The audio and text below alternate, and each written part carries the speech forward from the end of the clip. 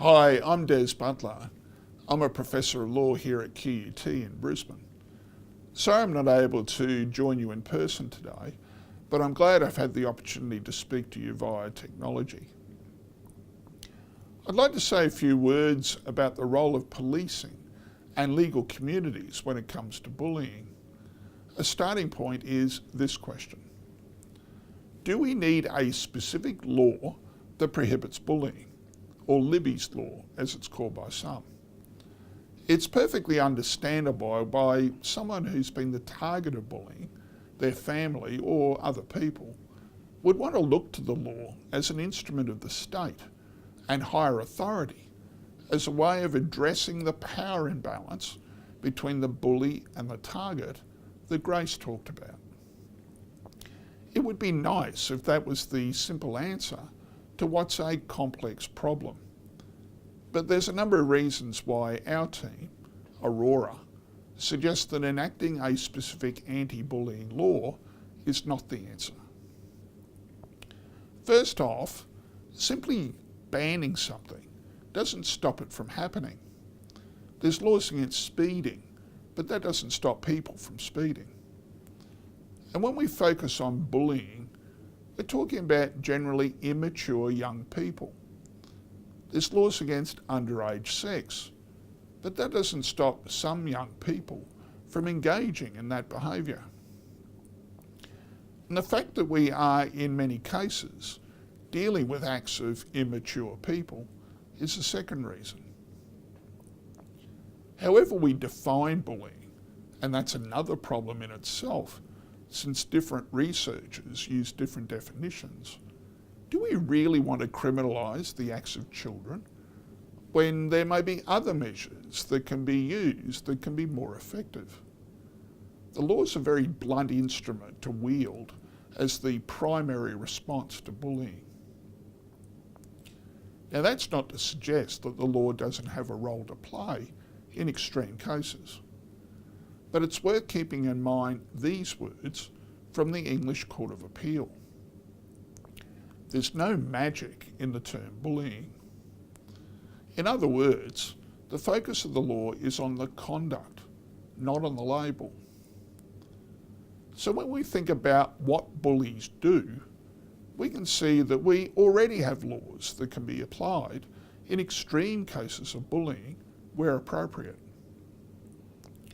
There's not been many cases of bullying that have reached the courts, but in this one, the bully tried to screw a towel down the throat of the target, amongst other things. But if that was the only thing that happened, we wouldn't need it to be repeated, which is a requirement in many definitions of bullying, for us to call it for what it was, assault. And all states and territories already have laws against assault. If instead we think about what cyberbullies do, well, they misuse the telecommunications system, whether it be the telephone or the internet, to intimidate or harass their targets. And we already have a law against that. It's section 474.17 of the Commonwealth Criminal Code. And that makes it an offence to use the telecommunications system to menace, harass, or cause offence. And it's punishable by 3 years imprisonment. That section is backed by other sections in the Criminal Code which prohibit the use of the telecommunications system, including the internet, to threaten to kill or to cause serious harm, and to use the carriage service for child abuse material. And that includes videoing someone being assaulted and then posting that video online. The only problem with those sections is that they're in a Commonwealth statute, and it can get a bit wibbly-wobbly because the federal police are not orientated towards community policing. And that's really what's needed in extreme cases of bullying. That's more the job of state and territory police, which is why it's important to know that we have existing laws at a state and territory level that may be relevant. For example, in South Australia, we have Section 19AA of the Criminal Law Consolidation Act, which prohibits stalking. And that involves a person on at least 2 occasions engaging in one of the prescribed forms of behaviour that are listed in the section, with the intent to cause serious physical or mental harm or serious apprehension or fear. Now, the list of behaviour includes following a person, loitering outside a person's home, and this: communicating with another person or about another person by means including the telephone or the internet or some other form of electronic communication in a manner that could reasonably be expected to arouse apprehension or fear,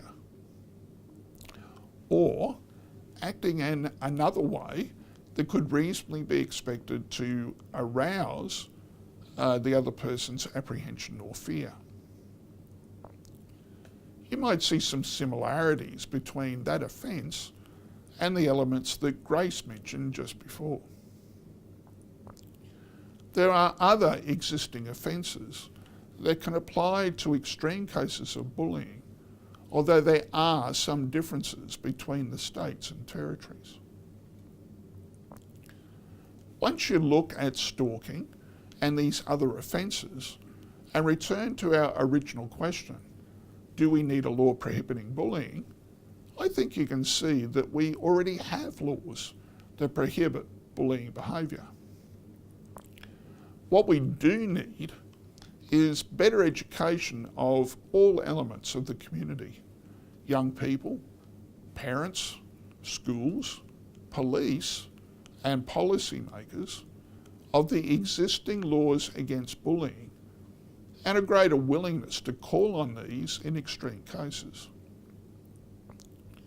Now, that's not to suggest that there isn't work to be done. There are, as I said, differences in the laws in different states and territories, some quite significant. For example, the anti-vilification laws in South Australia have major shortcomings when compared to those in, for example, Queensland. There's even differences in the stalking offences around the country, which, as we saw, is the offence that resembles research and definitions of bullying. So, it's our view at Aurora that we don't need to enact a new law specifically prohibiting bullying in the hope that such a law will end bullying. We do need to recognise there are many other measures that can address bullying more effectively.